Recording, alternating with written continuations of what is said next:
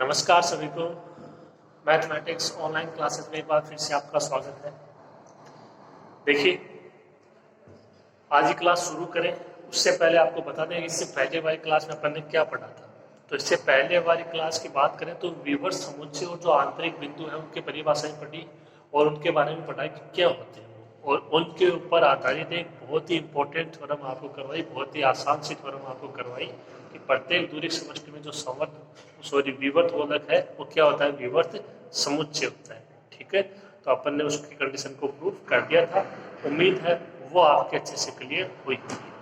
अब आज की क्लास में हम बात करेंगे, आज की क्लास में जो हम जिस टॉपिक की चर्चा करने जा रहे हैं वो यूनियन और इंटरसेक्शन से संबंधित है। यूनियन और इंटरसेक्शन आपको अच्छे से पता है, ठीक है। इसके अलावा एक कंडीशन है, उसको आपको अभी समझना है। अगर वो कंडीशन आपके समझ में आ जाती है तो यूनियन और इंटरसेक्शन पर आधारित ना दो थ्योरम हो जाएंगे विवर्त समुच्चय के लिए। ओके, मेरी बात आपके समझ में आ गई होगी। तो जो मैं पॉइंट लिखवाने जा रहा हूं आपको, वो पॉइंट को आप अच्छे से समझ लेना। ओके, देखिए,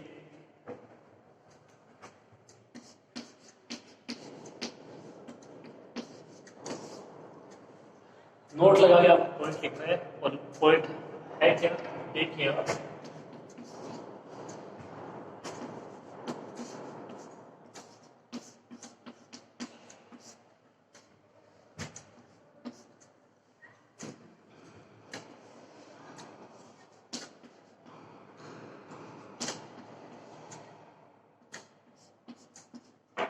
यदि एस एक्स आर तो ये आप जानते हो ये क्या है, एक विवर्त गोलक है। इसका अक्ष तो है वो केंद्र है, आर है वो त्रिज्या। इतना आपको पता होना चाहिए। ये क्या है, ये कंटेन करना है union of G I belongs to I index set. ठीक है, तो यूनियन ऑफ जे का क्या मतलब है कि आई इज इक्वल टू 1 से लेकर एन तक इंफिनिटी तक वो जा रहा है। यानी यदि दो मान ले 1 और 2 तो हो जाएगा G1 यूनियन G2, 3 ले तो G1 union G2 union G3, मतलब उनके बीच में सबके यूनियन अप्लाई हो जाएगा। तो ये प्रत्येक स्ट्रिंग के रूप में मैंने एक साथ इनको ऐसे लिख दिया, समझ गए होंगे आप। तब देखिए,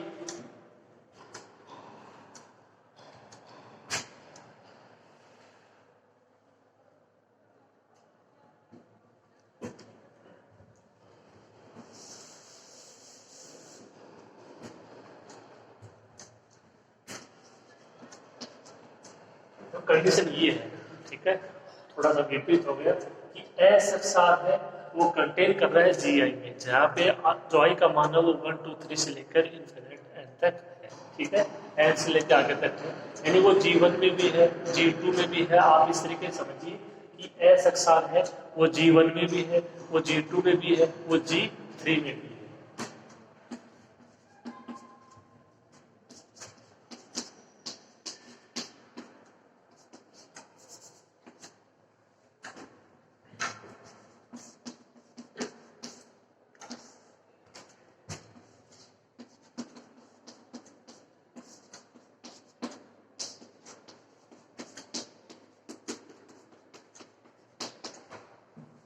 तो यहां से जो एस एक्स आर है वो इनके यूनियन में भी होगा, ये बात आपको समझनी है।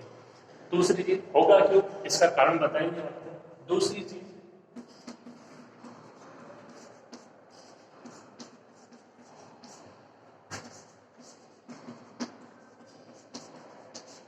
स्टेटमेंट तो ये है कि S x R containing G I, G1 G2 G3 सभी में है।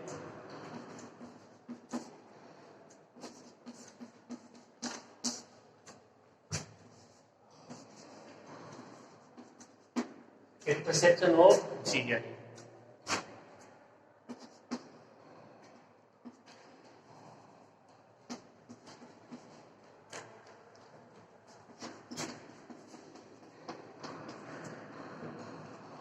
G1 G2 Gn ये आपके जितने भी हैं इनके इंटरसेक्शन में भी ही होगा।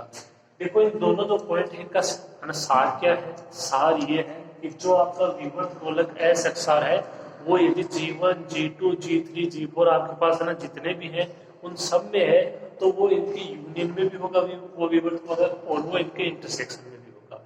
ये चीज आपको समझनी है। ओके, बात समझ में आ गई होगी। अब ये होगा क्यों वो देखिए।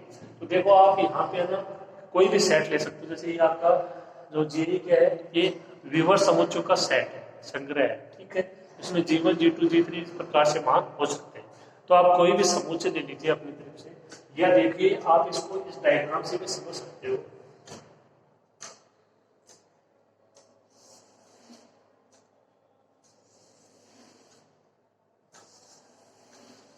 ये देखिए, अगर आप इसको सिंपल वे में समझो, आप अपने ऊपर लेके समझो, तो आप ये समझिए कि आप एक कमरे के अंदर बैठे हैं, ठीक है। और जो कमरा है वो किसके अंदर है, वो मकान के अंदर है। तो देखो तीन कंडीशन होगी, एक आप है, आप किसके अंदर है, कमरे के अंदर है, और कमरा किसके अंदर है, वो मकान के अंतर्गत है। तो आप इसको इस तरीके से लिख के देखो, एस अक्सर ये G1 ये G2। अब देखो आप यदि इसके इंटरसेक्शन की बात करो, ये आपका जीवन है, ध्यान से समझना, ये जीवन है और ये G2 है। तो इनका इंटरसेक्शन क्या हो जाएगा, ये, ठीक है, तो दोनों में। तो आप देख लीजिए एस अक्सार है वो इनके इंटरसेक्शन में तो है नहीं है। ओके, अगर आप इसको, तो मैंने अभी अभी एग्जांपल बोला उसको समझो। तो जो आपका कमरा है और जो आपका मकान है, उनका जो इंटरसेक्शन है वो क्या हो जाएगा, वो आपका ना कमरा हो जाएगा। तो आप अपने कमरे के अंदर स्थित होंगे, ठीक है, क्लियर इंटरसेक्शन। अब देखो यूनियन, तो यदि आप G1 और जो G2 इसका यूनियन लो तो ये पूरा आ जाएगा, आएगा नहीं आएगा। तो एस अक्सार वो इस पूरे में भी है और इसमें भी है, हुआ नहीं हुआ, यानी आप अपने मकान के अंदर भी स्थित हो, वो क्या हो गया, यूनियन हो गया। और आप अपने कमरे के अंदर स्थित हो, वो उसके क्या हो गया, इंटरसेक्शन हो गया। उम्मीद करता हूँ ये जो एग्जाम्पल है, चाहे तो आप इस व्यवहारिक से समझ लीजिए, चाहे आप अपने ऊपर जो मैंने अभी एग्जाम्पल बोला इसको लेके समझ लीजिए, ये आपके समझ में आ गया। आप अपने कमरे में भी स्थित होगे और मकान में भी स्थित होगे। जो मकान है वो यूनियन समझ सकते हो, जो कमरा उसको इंटरसेक्शन समझ सकते हो, और स्वयं को आप एस अक्सार समझ सकते हो। ओके, ये क्लियर हो जाना चाहिए। जो विवर्त गोलक है वो यूनियन में भी विद्यमान होगा, इंटरसेक्शन में भी विद्यमान होगा। ये दोनों चीजें अच्छे से क्लियर हो गई, दो थ्योरम आपकी क्लियर हो जाएंगी, सिंपल सिंपल। ओके, तो आपको ये जो दो पॉइंट है इनको आप ऐसे कैसे नोट कर लीजिए, साथ में इस आप डायग्राम को भी बना लीजिएगा। और इस डायग्राम के लिए आप अलग से ऐसे लिख लीजिएगा कि एस अक्सार है वो कंटेन करेगा किसमें, वो G1 इंटरसेक्शन G2 में भी कंटेन करेगा, और एस अक्सार है वो G1 यूनियन G2 में भी कंटेन करेगा। ये दो लिए हैं, आप और भी अधिक ले सकते हो, दो से आसानी से वो समझ में आ जाएगा। ओके, उम्मीद करते हैं आपके ये दोनों पॉइंट अच्छे से क्लियर हो गए होंगे, नोट कर लीजिए आप।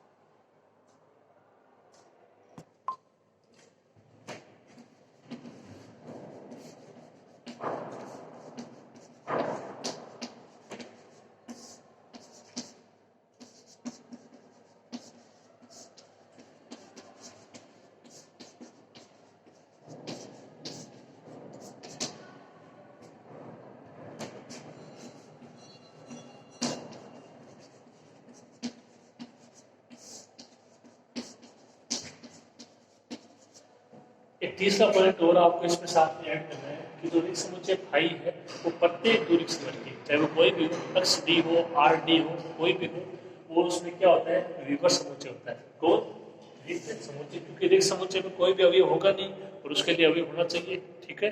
तो वो अपने आप ही क्या हो जाएगा, विवर्त समुच्चय हो जाएगा। ओके, तो ये एक स्टेप है जो आपको काम में लेनी है, इसको भी आप नोट कर लीजिए।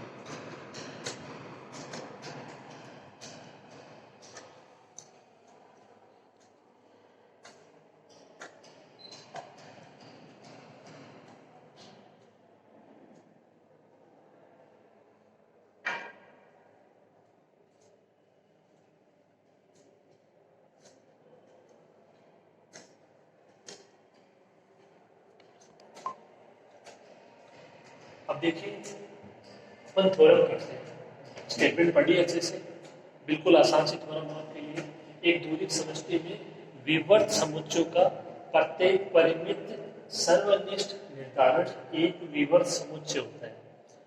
एक दूरिक समष्टि में कोई दूरिक समष्टि ले लेंगे एक्स डी, उसके अलावा विवर्त समुच्चयों का, तो कोई एक आपको सेट लेना है, कोई संग्रह लेना है इसका विवर्त समुच्चयों का, जिसमें क्या हो विवर्त समुच्चय हो, यानी G1 G2 G3 अपन इस प्रकार से ले लेंगे, वो सभी विवर्त समुच्चय है। तो विवर्त समुच्चय की परिभाषा क्लियर होनी चाहिए।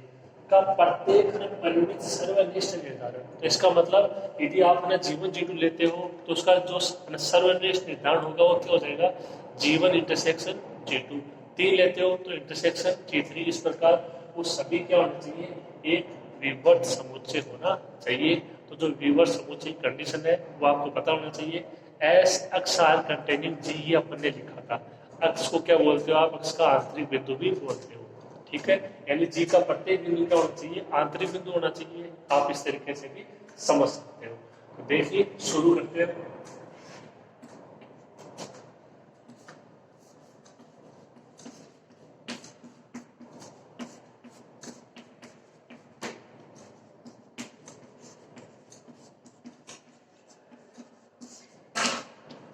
यदि अक्ष भी एक दूरी समष्टि है,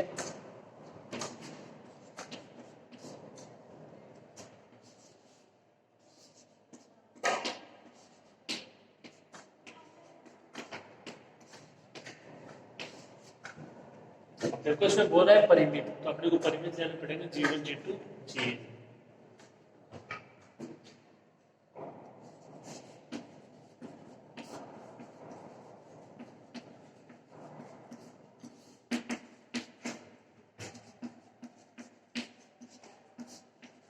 तथा ये कोई सेट लेना है आपको, ये संग्रह लेना है G1 G2 Gn।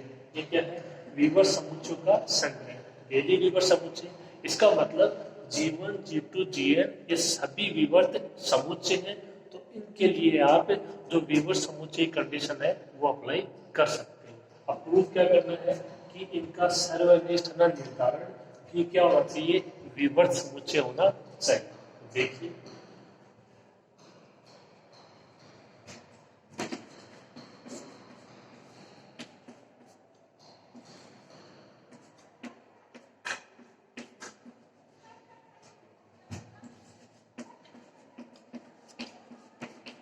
यदि ये मैंने दिया, देखो G इक्वल टू ये प्रतिचिन है, ये अपने को प्रूव करना है कि इंटरसेक्शन ऑफ Gi, I का मान 1 से लेकर n, यानी G1 intersection G2 intersection G3 dot dot dot intersection Gn, ठीक है।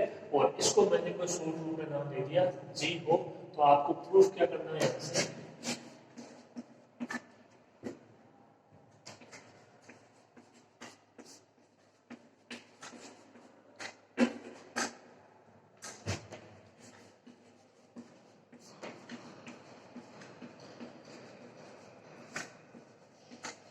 ये प्रूव करना है। इसको नाम दे दिया G। तो यहाँ से प्रूव क्या करना है कि G है वो विवर्त समुच्चय है, क्योंकि G मतलब इन सबका इंटरसेक्शन। और यही अपने को प्रूव करना है कि इनका सबका प्रत्येक जो परिमित सर्वनिष्ठ निर्धारण है, चाहे वो G1 इंटरसेक्शन G2 हो, चाहे वो G1 intersection G2 intersection G3 हो, वो सभी क्या होने चाहिए, विवर्त समुच्चय होने चाहिए। ये अपन ने सबका इंटरसेक्शन ले लिया, इसको नाम दे दिया G, दिखा देते हैं कि G क्या है, विवर्त समुच्चय। ओके, क्वेश्चन की लैंग्वेज है वो देखो समझ में आनी चाहिए। उम्मीद करते हैं आपकी समझ में आ गई होगी। ओके, अब देखिए जो G है उसको अपने को दिखाना है विवर्त समुच्चय। तो विवर्त समुच्चय उसकी परिभाषा देख लीजिए आप। आपको केवल इतना करना है कि G1 G2 Gn है, इनके लिए अप्लाई करनी है विवर्त समुच्चय की परिभाषा। तो जो G है उसके लिए प्रूफ करनी है। ओके, तो यहाँ से आपको जिसको भी विवर्त समुच्चय दिखाना है उसमें अवयव ले लीजिए। इससे पहले वाली क्लास याद कर लीजिए, आपको है ना जिसको भी विवर्त समुच्चय दिखाना है उसमें कोई अवयव डिफाइन किया था अपन ने एस अक्ष विरोधार्थ में, जहाँ पे अपने को एस अक्ष विरोधार्थ जो विवर्त गोलक था उसको अपने को विवर्त समुच्चय प्रदर्शित करना था। उसी प्रकार यहाँ पे आपको G को विवर्त समुच्चय दिखाना है। अवयव किसमें लेने, जी में लेंगे और उसको केंद्र मानते हुए कोई आपका विवर्त गोलक होगा, वो कंटेन करना चाहिए किसमें, जी में कंटेन करना चाहिए। जी क्या हो जाएगा, विवर्त समुच्चय। तो कंडीशन वही है, ओके, जो दिया गया है वो है, ठीक है। देखिए आप,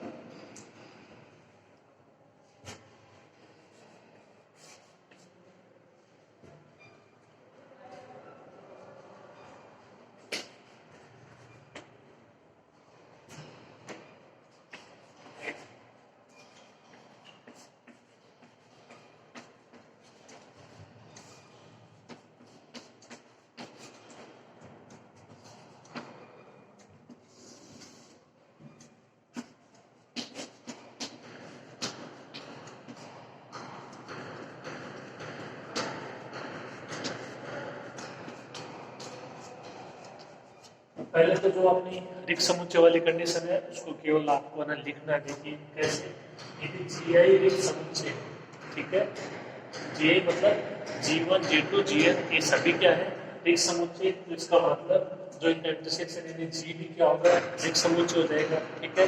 फाई इंटरसेक्शन फाई फाई प्राप्त होगा, कोई दिक्कत नहीं।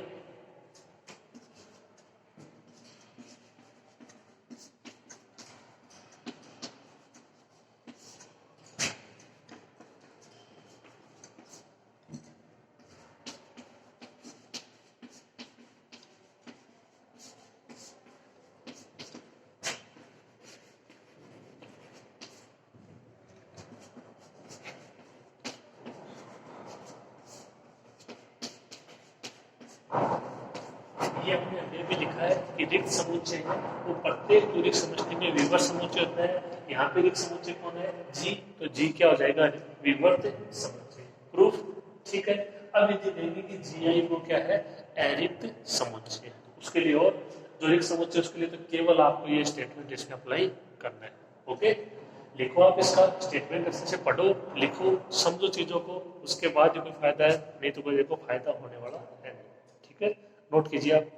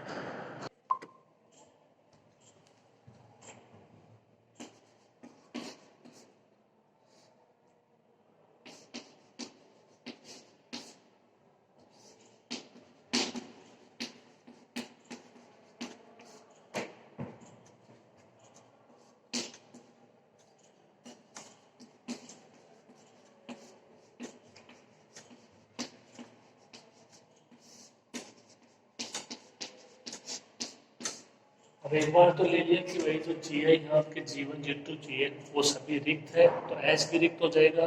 और रिक्त समुच्चय प्रत्येक दूरी समष्टि में क्या होता है, विवर्त समुच्चय, तो जी विवर्त समुच्चय हो गया। अब सभी जी आई यानी G1 G2 Gn वो क्या है, अरिक्त समुच्चय, यानी G1 intersection G2 intersection G3 का जहाँ तक जाएंगे वो सभी भी क्या होंगे, अरिक्त होंगे, कोई ना कोई अवयव आ जाएगा उनमें, यानी एच क्या हो जाएगा, अरिक्त समुच्चय। अरिक्त समुच्चय तो इसका मतलब इसमें अपन कोई अवयव ले लेंगे।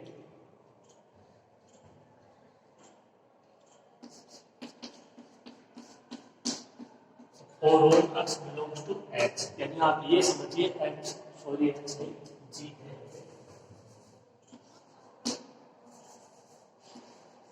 तो जी दिया है उसका जो इंटरसेक्शन मानते हैं उसको, तो for all x belongs to G, यानी जो जी है उससे आप ये समझिए कि जो अक्स है वो क्या है, G1 इंटरसेक्शन G2 में है, वो G1 intersection G2 intersection G3 में है।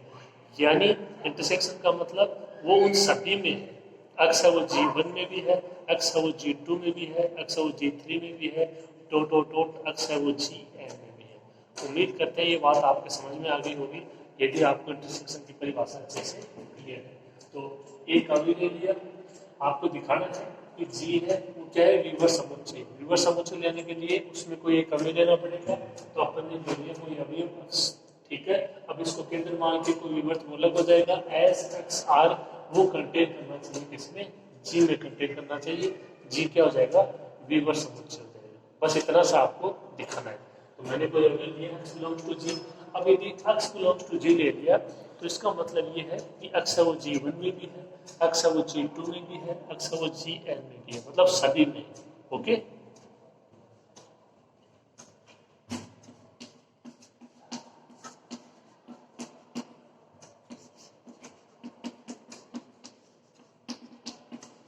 तो इसका मतलब एक्स जी में है और जी आई में भी है। आई का मान 1 2 से लेकर N, G one G two G N सभी में है। कौन, एक्स। ओके,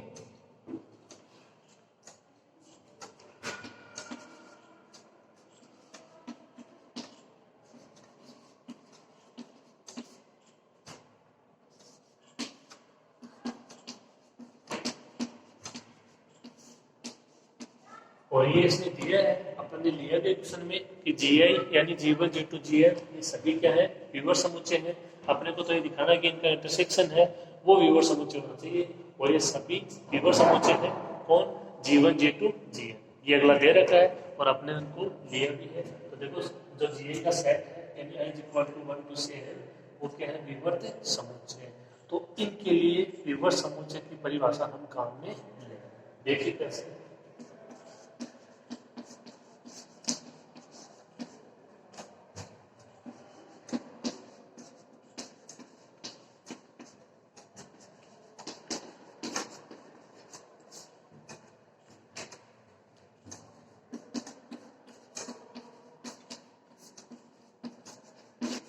यदि जी आई विवर्त समुच्चय है तो तब किसी दिए रेजिस्ट मतलब ये विद्यमान है are I greater than zero, मतलब कम से कम ये एक अवयव आर आई इसमें इस प्रकार से विद्यमान होगा, इसका अस्तित्व इस प्रकार होगा कि आप इसको क्या लिख सकते हैं,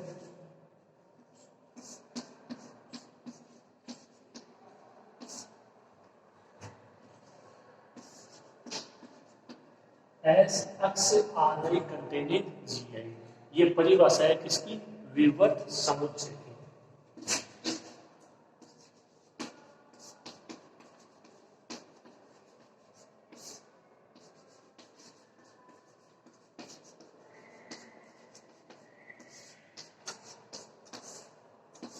विवर्त समुच्चय की परिभाषा से जी आई देख लीजिए, विवर्त समुच्चय है दिया गया है, जी आई में अवयव एक्स, तो एस एक्स यहाँ पे इसकी कोई त्रिज्या अपन ने ले ली ग्रेटर देन जीरो, तो एस एक्स आर आई क्या हो गया, ग्रेटर देन जीरो। इसकी परिभाषा से विवर्त समुच्चय की परिभाषा से अपने को प्रूव क्या करना है, ध्यान रहे एस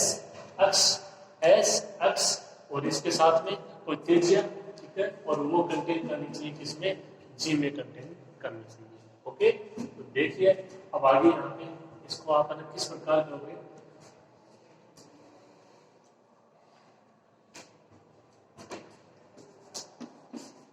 अब देखो यहाँ पे अपने को लेनी है जो एक्स बिलोंग्स टू जी दिया है इसके संगत कोई त्रिज्या लेनी है, ठीक है, क्योंकि ये जो आ रहा है त्रिज्या है ये किसके संगत है, ये जी आई के जो आपका जी आई विवर्त समुच्चय है इनके संगत है, ठीक है। अब देखिए आर को आपको इस प्रकार लिखा है,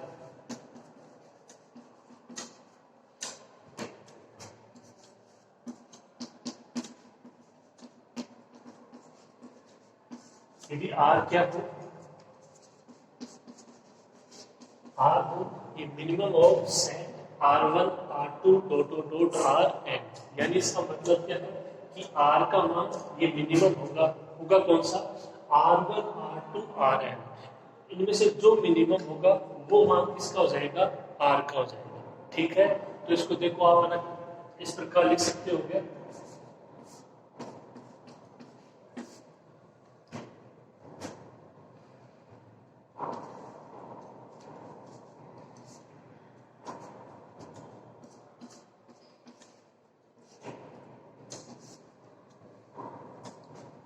देखिए S x R containing S x R I, इसको ऐसा क्यों लिखा, देखो देखो इसमें थोड़ा सा अंतर है अंतर, और उसी अंतर के आधार पे ये परिभाषित होगा कैसे, S x R containing S x R I, तो इसका मतलब क्या, देखो एस एक्स आर इसका मतलब इसकी त्रिज्या r है, इसकी त्रिज्या ri है। तो ri मतलब r1 r2 dot dot dot rn।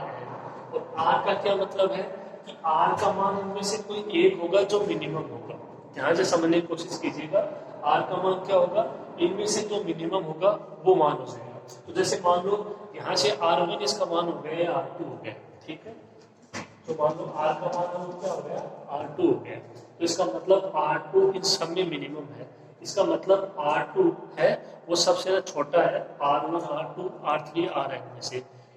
यानी जो शेष रह गए r1 r3 r4 rn वो इससे बड़े हैं, है नहीं है, ठीक है। तो देख लीजिए r है वो कंटेन करेगा ri में या ri कंटेन करेगा r में, ठीक है। तो आप देखिए r ही कंटेन करेगा ri में, क्योंकि r का कोई एक मान है इनमें से r2, तो r2 तो इसमें हो जाएगा। लेकिन यदि ri की बात करें तो ri में तो सारे हैं और r में केवल एक ही मान इनका होना है। तो ये आपको डिफाइन करना पड़ेगा r को r1 r2 rn के लिए, ठीक है। एक बार फिर से समझिए, ये कंडीशन इंपॉर्टेंट है। देखिए r को डिफाइन करना है। r का मान है मिनिमम ऑफ ये सेट है r1 r2 rn यानी ri। अब मैं कह रहा हूँ कि यदि ऐसा मान है तो s अक्षर है वो कंटेन कर जाएगा s x से ri में। यानी s अक्षर का यदि कोई अवयव लेते हो तो वो अवयव s x से ri में हो जाएगा। लेकिन s अक्षर का प्रत्येक अवयव इसमें होना आवश्यक नहीं है। ये मतलब होता है कंटेनिंग का, आविष्ट होने का। ओके, तो यहाँ से देखो आप यही बोलोगे कि r का इनमें से कोई एक मान होगा, चाहे वो r1 हो, r2 हो, r3 हो, कोई भी हो। जबकि ri में तो सारे मान है, r1 भी है, 2 भी है, 3 भी है, n भी है। तो यहाँ से r का जो भी एक मान होगा वो इसमें आ जाएगा। लेकिन ri के सारे मान इसमें थोड़ी होंगे, ठीक है। जैसे मान लो r का मान r2 है तो r2 इसमें है, क्या दिक्कत है? ओके, तो ये स्टेटमेंट आपके अच्छे से समझ में आना चाहिए।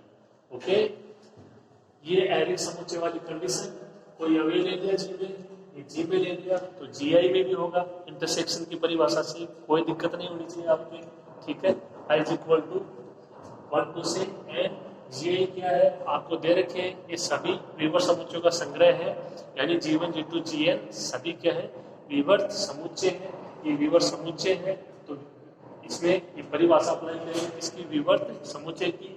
कोई एक ले लेनी विवर्त बोलक S, अवयव इसका x, तो इसका हो जाएगा केंद्र x। इसका आंतरिक बिंदु बोल सकते हो ri containing gi, ri greater than 0 इसकी विवर्त गोलक की त्रिज्या, ठीक है। इसके बाद r को डिफाइन करना है r1 r2 rn के पदों में, और ये इसको डिफाइन करके ये कंडीशन लिखनी है। यानी s अक्षर है वो इसमें ही विद्यमान होगा, यानी r का मान है वो इनमें से ही कोई होगा, जो मिनिमम है वो मान हो जाएगा। ओके, तो इन थ्योरम तो वैसे है ना ज़्यादा बड़ी नहीं है, लेकिन जो इसमें 2-3 बातें हैं वो आपको अच्छे से समझ लेनी है, उसके बाद कोई दिक्कत नहीं है, ठीक। आप इसको यहाँ तक लिख लीजिए, यहाँ तक इसको ऐसे कैसे लिख लीजिए।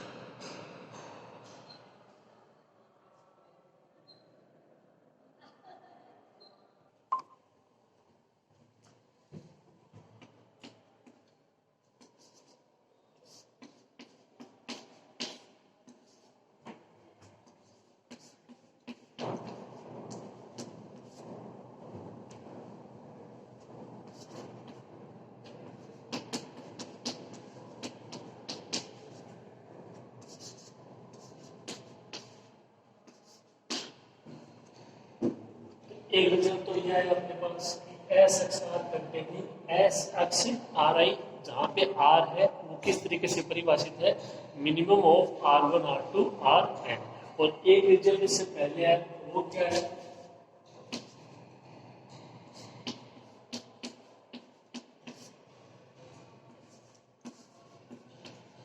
SXRI containing GI। ठीक है, ये था विवर्त समुच्चय की परिभाषा से। आप उसमें देख सकते हो SXRI कंटेनिंग GI। इन दोनों को मिला के क्या कर सकते हो?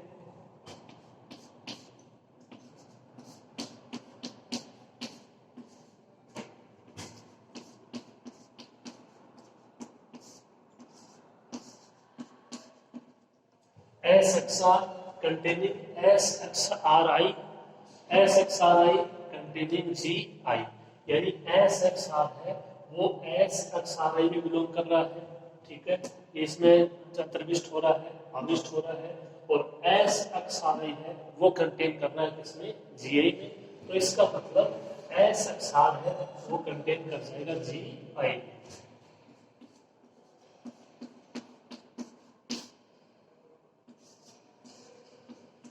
SXR containing GI। अब आपको जो नोट लगवा के पॉइंट लिखवाया है उसको आप देख लीजिए, समझ लीजिए। यहां से SXR यदि G1 G2 Gn में है और I इज इक्वल टू 1 2 से लेकर n तक, यानी कहने का मतलब है कि SXR है वो G1 में कंटेन कर रहा है, वो G2 में कंटेन कर रहा है, वो G3 में कंटेन कर रहा है, वो Gn में कंटेन कर रहा है, तो वो उनके इंटरसेक्शन में भी कंटेन करेगा। यही बात मैंने आपको नोट लगवा के लिखवाई है और वो आपको अच्छे से क्लियर होनी भी चाहिए।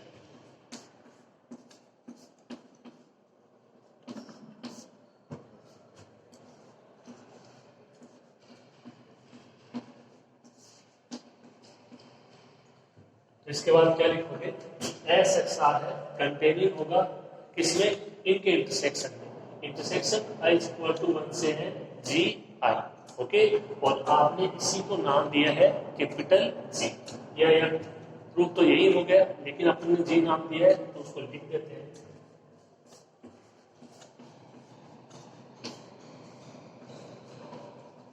SXR containing G। जहां पे आपने 4 और अवयव लिया था किसका? G का।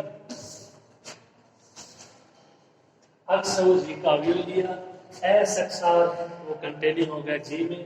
देख लीजिए किसकी परिभाषा है? ये विवर्त समुच्चय की परिभाषा है।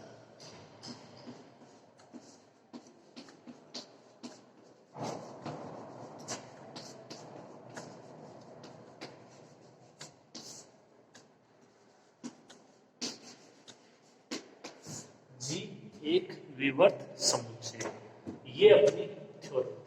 ओके, तो देखो इसमें कोई दिक्कत आएगी नहीं।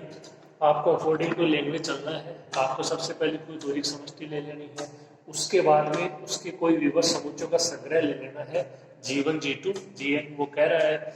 इसके बाद वो प्रूव करवा रहा है कि उसका जो परिमित है ना, सर्वनिष्ठ निर्धारण। परिमित का मतलब है कि अब ये वो परिमित होने चाहिए G1 G2 Gn। तो अपने परिमित लिए n का कोई भी मान हो सकता है, 2 3 4 इस तरीके से। ठीक है, उनका सर्वनिष्ठ निर्धारण मतलब उनका सभी का इंटरसेक्शन भी क्या होना चाहिए? विवर्त समुच्चय होना चाहिए। और उनका सभी का इंटरसेक्शन को हमने कोई नाम दिया G। आप देख सकते हो शुरू में कि यदि G इज इक्वल टू क्या हो? Intersection of I is equal to 1 से है GI। ठीक है, तो सबसे पहली कंडीशन कि यदि आपके सभी GI क्या हो? रिक्त हो, यानी G क्या हो? रिक्त हो। और रिक्त समुच्चय प्रत्येक द्विक समष्टि में क्या होता है? विवर्त समुच्चय होता है, तो G विवर्त समुच्चय। अब यदि मान लो रिक्त ना हो, अरिक्त हो, तो हमने एलिमेंट लिया अक्ष, किसमें? G में। उसके बाद हमने उसी से देखा कि यदि अक्ष G में है तो अक्ष वो G1 में भी है, अक्ष वो G2 में भी है, अक्ष वो G3 में भी है, और लास्ट इसी प्रकार डॉट डॉट डॉट अक्ष वो Gn में भी है। क्योंकि इंटरसेक्शन में है तो उनके सभी के, और उसका जो मान है G, भाई G किसका मान है? इसका। और यदि अक्ष वो G में है तो मतलब इसमें भी है, और इसमें मतलब तो सभी में। ठीक है, ये इंटरसेक्शन की परिभाषा हो गई। और सभी में है उसका मतलब, उसके बाद में आपने देखा कि जो अक्ष है वो GI में है। GI मतलब G1 G2 G3 Gn में है। इसके अलावा आपको दे रखा है कि GI क्या है, यानी G1 G2 एन ये सभी क्या है, विवर्त समुच्चय है।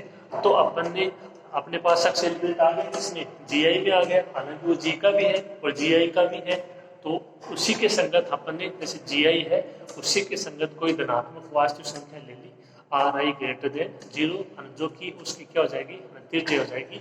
और विवर्त समुच्चय कंडीशन अप्लाई कर दी, क्या एक्स अक्ष Ri कंटेनिंग GI, क्योंकि दे रखा है GI क्या है, विवर्त समुच्चय।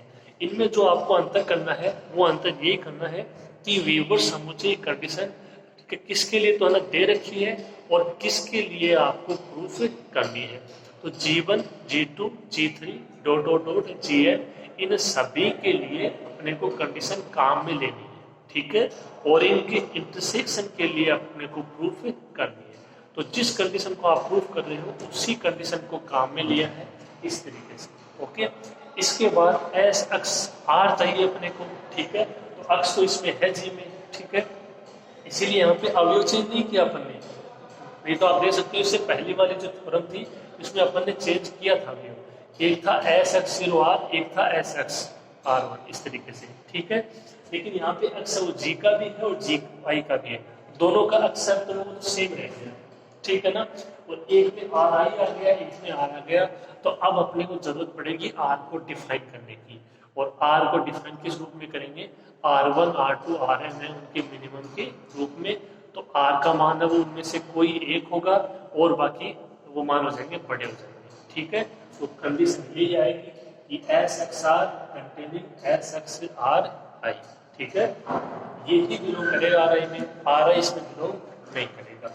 इन दोनों को मिला के ऐसा लिख दिया, इससे आप ऐसा लिख सकते हो, ये इसमें है ये इसमें है, तो ये भी किसमें हो जाएगा, इसमें हो जाएगा। S x R containing G i, यानी एस एक्स आर है वो G1 G2 Gn में है, तो वो क्या होगा, उनके इंटरसेक्शन में होगा। ये पॉइंट आपको मैं नोट लगवा के लिखवा चुका हूँ, इसको अपन ने नाम दिया G। ये कंडीशन किसकी है, पहचान लेंगे, for all X belongs to G, S x R containing G, तो G क्या है, विवर्त समुच्चय, ओके। ये अपनी थ्योरम थी सिंपल सी, ठीक है। याद क्या रखना है, जो आपको मैंने नोट लगवा के पॉइंट लिखाए हैं उनको आपको समझना है कि क्या ये कंडीशन संभव है। तो देखो कंडीशन संभव है, ठीक है। इसके अलावा कुछ एक दो प्रॉपर्टी है, जैसे आर का मान डिफाइन किया है उसको थोड़ा सा याद रखना होगा, और ये कंडीशन तो आप समझ ही जाओगे। तो मेरे हिसाब से ये थ्योरम आपके समझ में आ गई होगी, आसान सी थ्योरम थी, इतना कोई मुश्किल नहीं, ठीक है। आप इसको कंप्लीट कर लीजिएगा।